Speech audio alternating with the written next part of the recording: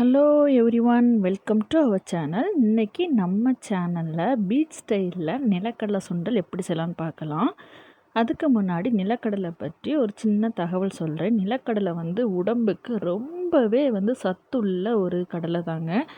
இது ஏழைகளோட பாதாம் சொல்லலாம். இதில் புரோட்டீன், வைட்டமின், நார் சத்து, கால்சியம் எல்லாமே இதில் இருக்குது. இதை நம்ம வேக வைத்து சாப்பிட்டாலும் சரி, வறுத்து சாப்பிட்டாலும் சரி உடம்புக்கு ரொம்பவே நல்லது. இதில் விட்டமின் பி அதிகமாக இருக்குது. லேடிஸ் இதை கண்டினியூஸாக சாப்பிட்டாங்கன்னா அவங்களோட கருப்பை பிரச்சனை எல்லாமே இதில் தீர்வாகுது. இன்னொன்று, நம்மளோட இளமையை ரொம்பவே பாதுகாப்பாக வச்சுருக்கக்கூடியது தான் இந்த நிலக்கடலை. இந்த நிலக்கடலையை நம்ம வேக வைத்து அதை தோல் உரித்து எடுத்துக்கலாம்.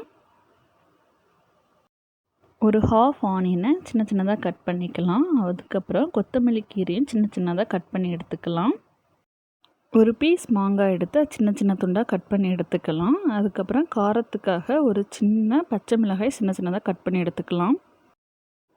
ஒரு சின்ன தக்காளியை அதனோட சீட்லாம் நீக்கி சின்ன சின்ன துண்டாக கட் பண்ணி எடுத்துக்கலாம். ஒரு சிறிய துண்டு கேரட்டை நல்லா துருவி அதையும் தனியாக எடுத்து வைத்துக்கலாம். ஒரு பவுல் எடுத்துக்கோங்க. அந்த பவுலில் நம்ம 1 கப் அளவுக்கு தோல் உரித்து வச்சுருந்த நிலக்கடலையை ஆட் பண்ணிக்கலாம். தென் இது கூட நம்ம ஏற்கனவே கட் பண்ணி வச்சுருந்த ஆனியன், கொத்தமல்லி கீரை இதையும் ஆட் பண்ணிக்கலாம். தென் துருவி வச்சுருந்த கேரட், கட் பண்ணி வச்சுருந்த தக்காளியும் ஆட் பண்ணிக்கலாம்.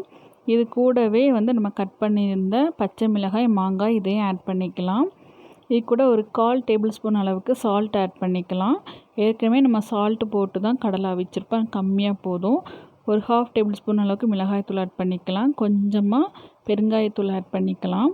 1/4 டேபிள் ஸ்பூன் அளவுக்கு சாட் மசாலா ஆட் பண்ணிக்கலாம்.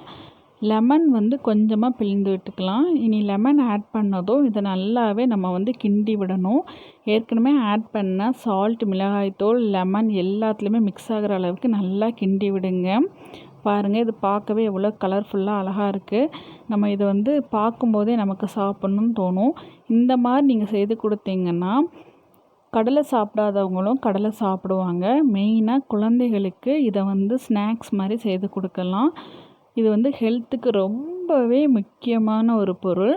இந்த மாதிரி நம்ம கடலை கண்டினியூஸாக எடுத்துக்கும்போது நம்ம ஹெல்த்துக்கும் ரொம்பவே நல்லது. இதை நம்ம பார்க்கும்போதே நம்ம பீச் ஸ்டைலில் சாப்பிட்ற மாதிரி இருக்கும். பாருங்கள் எவ்வளோ அழகாக இருக்குது. இந்த ரெசிபி உங்களுக்கு பிடிச்சிருந்துன்னா மறக்காமல் நம்ம சேனலை சப்ஸ்கிரைப் பண்ணுங்கள். பக்கத்தில் உள்ள பெல் பட்டன் ப்ரெஸ் பண்ணுங்கள். அப்போ தான் நான் புதுசாக ஏதாவது வீடியோ போட்டோன்னா உங்களுக்கு நோட்டிஃபிகேஷன்ஸ் வரும். இந்த வீடியோ பிடிச்சிருந்துன்னா மறக்காமல் லைக் பண்ணுங்கள். உங்களோட ஃபீட்பேக்கை கமெண்ட்ஸில் சொல்லுங்கள். மறக்காமல் நம்ம சேனலை உங்கள் ஃப்ரெண்ட்ஸோடு ஷேர் பண்ணிக்கோங்க. தேங்க்ஸ் ஃபார் வாட்சிங். Bye bye.